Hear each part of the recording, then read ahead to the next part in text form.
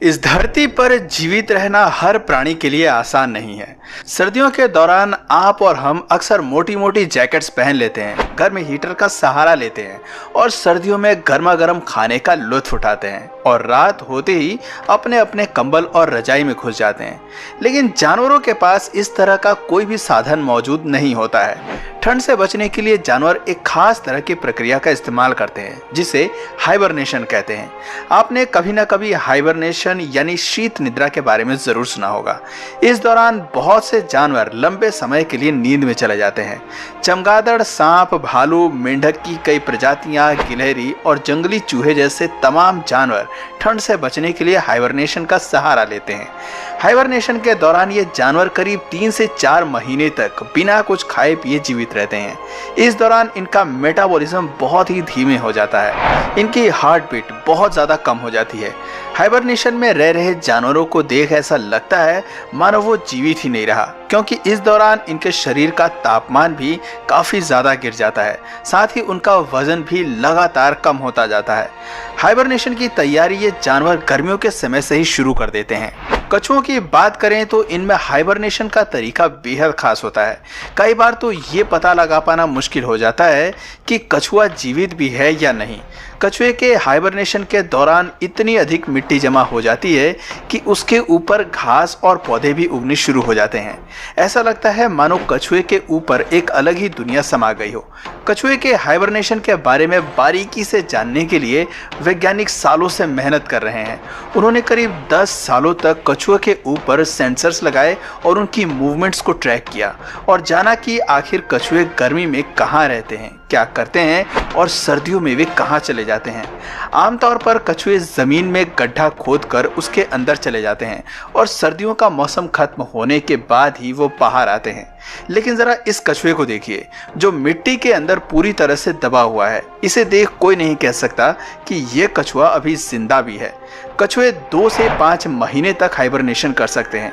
आपको जानकर हैरानी होगी कि कछुए ना सिर्फ सर्दियों में बल्कि गर्मियों में भी जमीन में गड्ढा खोदकर उसमें चले जाते हैं।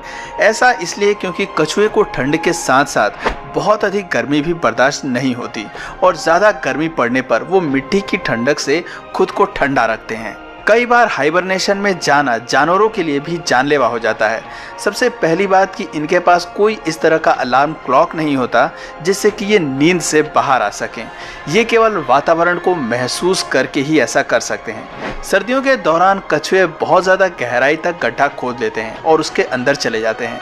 कई महीनों तक वो बाहर नहीं आते, जिससे गड्ढा बंद हो जाता है और सतह के ऊपर मिट्टी की मोटी परत जमा हो जाती है। कछुए हाइबरनेशन के दौरान किसी भी प्रकार की मूवमेंट नहीं करते। इस कारण उनके आसपास भी मिट्टी इकट्ठा होने लगती है। लेकिन सर्दियों के बाद जब वो बाहर आने की कोशिश करते हैं तो उनसे ज़्यादा हिला नहीं जाता। एक तो उनके शरीर में एनर्जी कम हो जाती है और दूसरा मिट्टी की परत इतनी मोटी हो चुकी होती है कि उसे हिलाना कछुए के लिए मुश्किल हो जाता है। कछुआ बहुत कोशिश करने के बाद भी बाहर नहीं आ पाता और अंत में हार मान जाता है। लेकिन कुछ कछुए संघर्ष करना पसंद करते हैं और वो पूरी मिट्टी की पहाड़ को ही अपनी पीठ पर लाद कर चलना शुरू कर देते हैं। कछुए की पीठ पर लगी इस मिट्टी का वजन कछुए के कुल वजन से अधिक है, लेकिन कछुए को इससे कोई दिक्कत नहीं होती। एक और सवाल जो वैज्ञानिकों को परेशान करता है वो ये है कि हाइबरनेशन के दौरान कछुए सांस कैसे लेते हैं। भले ही इनका मेटाबॉलिज्म धीमा हो जाता है, लेकिन फिर भी सांस लेने की ज़रूरत तो कछुए को पड़ेगी ही और मिट्टी के भीतर ऑक्सीजन का लेवल न के बराबर हो जाता है। ऐसे में ये कछुए एक दूसरे प्रकार के मेटाबॉलिज्म को अपनाते हैं। वो खुद को ऑक्सीजन फ्री मोड पर स्विच कर देते हैं। कछुए अपने बॉडी फैट, अपने स्किन और अन्य रसायनों की मदद से एक खास प्रकार का एंजाइम क्रिएट करते हैं जिसकी वजह से उन्हें ऑक्सीजन की जरूरत नहीं पड़ती। तो वहीं कुछ और कछुए अपनी स्किन की मदद से सांस लेने लगते हैं। सभी प्रजातियों के कछुए जमीन के नीचे हाइबरनेट नहीं करते, बल्कि कुछ समुद्र की गहराई में भी हाइबरनेशन के लिए चले जाते हैं। आपको शायद लग रहा होगा कि सर्दियों में समुद्र का पानी जम जाता है और इतने ठंडे पानी में कछुए कैसे जीवित रह सकते हैं। असल में जहां बहुत अधिक ठंड पड़ती है वहां समुद्र में पानी की केवल सबसे ऊपरी लेयर ही जम पाती है और गहराई में तापमान सामान्य ही रहता है। ऐसे में कछुए समुद्र के भीतर गहराई में आसानी से हाइबरनेट कर लेते हैं। लेकिन यदि ये कछुए पानी में ऊपर मौजूद हों या किसी एक्वेरियम में उन्हें रखा जाए और वो पानी जम जाए तो कछुए के लिए बड़ी मुसीबत साबित हो जाती है। साल 2016 में चीन में अत्यधिक ठंड के कारण कई एक्वेरियम जम गए थे और पानी के साथ साथ कछुआ भी फ्रीज हो गया। बहुत से कछुओं की इसमें मौत हो गई थी, पर कुछ समझदार लोगों ने कछुओं को बचा लिया। जमने के बाद भी कछुए की मौत अचानक नहीं होती। यदि समय रहते उन्हें गर्म कर दिया जाए, हीट दी जाए या गर्म पानी में उन्हें डाल दिया जाए तो कछुए की जान बचाई जा सकती है। चीन से ऐसे कई फुटेज सामने आई थी जिसमें कछुआ पानी के साथ ही जम गया था। दोस्तों, इस तरह की घटना मछलियों के साथ भी कई बार देखी जा चुकी है। कुछ मछलियां पानी की ऊपरी सतह में रहना पसंद करती हैं। बर्फ की मोटी चादर जब झील में या समुद्र में जम जाती है तो इसके साथ ही कई मछलियां भी फ्रीज हो जाती हैं। ठंड में मछलियों का मेटाबॉलिज्म बहुत ही स्लो हो जाता है, उनमें सफोकेशन होने लगता है। असल में बर्फ जमने के कारण पानी का ऑक्सीजन लेवल धीरे धीरे कम होने लगता है। ऑक्सीजन लेवल कम होने के कारण मछलियां ऊपर की तरफ मूव करती हैं, लेकिन उन्हें पता नहीं होता कि ये उनके लिए और भी ज़्यादा खतरनाक हो सकता है।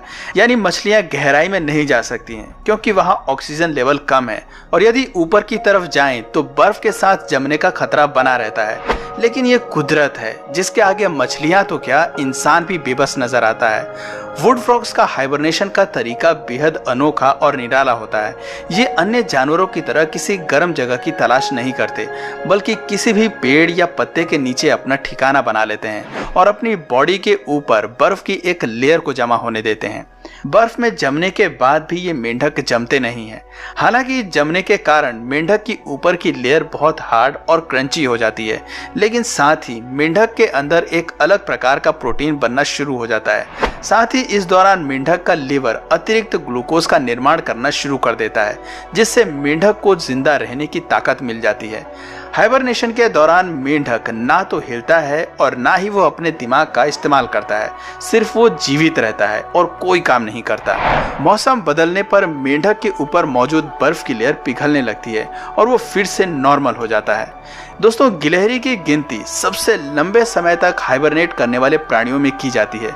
कुछ गिलहरियां 8 महीनों तक भी हाइबरनेशन पीरियड में रहती हैं। सभी गिलहरियों का हाइबरनेशन का तरीका भी अलग अलग होता है। कुछ प्रजाति की गिलहरियां ढेर सारे नट्स इकट्ठा कर लेती हैं और पेड़ के अंदर किसी बिल में छिप जाती हैं, जहां वो आराम से जमा किए हुए खाने के सहारे सदियों निकाल लेती हैं। तो वहीं कुछ गिलहरियां पूरी तरह से सिकुड़ जाती हैं। ये ठीक वैसा ही है जैसे कि इंसान ठंड लगने पर करते हैं, हम सिकुड़ कर सोना शुरू कर देते हैं। हाइबरनेशन के दौरान गिलहरियों की heart beat 1 beat per minute रह जाती है। गिलहरी हाइबरनेशन पर जाने से पहले बहुत अधिक पानी पीती है, जिससे उनका खून पतला हो जाता है। कई बार गिलहरियों के साथ वैज्ञानिक एक्सपेरिमेंट भी कर चुके हैं। उन्हें एक बॉक्स में रखकर फ्रिज में रख दिया जाता है। सेंसर्स और कैमरे की मदद से गिलहरी की निगरानी की जाती है। हाइबरनेशन के दौरान गिलहरी के साथ क्या हो रहा है उसे कुछ पता नहीं चल पाता, क्योंकि उनका मेटाबॉलिज्म बहुत ही स्लो हो जाता है और दिमाग भी काम करना लगभग बंद ही कर देता है। वो बिल्कुल बेजान जीव जैसी नजर आती हैं। हाइबरनेट करने वाले जानवरों को कुदरत ने एक नेचुरल इंटरनल क्लॉक दिया है, जिससे उन्हें पता चल जाता है कि कितने समय तक सोना है। जैसे आप रात को सोते हैं और जब नींद पूरी हो जाती है तो बिना अलार्म क्लॉक के भी उठ जाते हैं, ठीक वैसे ही इन जानवरों में भी देखने को मिलता है।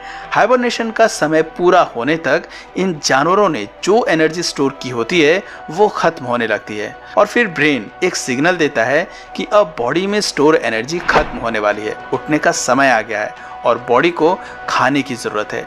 दोस्तों, यदि इंसान भी हाइबरनेशन करना शुरू कर दे तो ये किसी चमत्कार से कम नहीं होगा। हाइबरनेशन के बाद इंसान 1000 सालों तक जीवित रह सकते हैं। स्पेस में कई महीनों का समय इंसान व्यतीत कर सकते हैं। बहुत कम खाने के साथ साथ इंसान दूसरे ग्रह पर भी सरवाइव कर पाएंगे, लेकिन ऐसा होना मुमकिन नहीं है, क्योंकि नेचर में हर प्राणी की अलग भूमिका है और अलग स्थान है। पर दोस्तों, आपकी नज़र में क्या कभी इंसान फ्यूचर में इस तरह का हाइबरनेशन कर पाएगा या नहीं? अपना सुझाव कमेंट करके ज़रूर बताएं। उम्मीद करते हैं आपको हमारी आज की ये वीडियो काफ़ी अच्छी लगी होगी। हम लोग आगे भी आपके लिए इसी तरह की वीडियोस लाते रहेंगे। बस आप वीडियो को लाइक, कमेंट और शेयर कर अपना प्यार हम तक पहुंचाते रहें। आपसे फिर मिलेंगे एक नई वीडियो के साथ। तब तक के लिए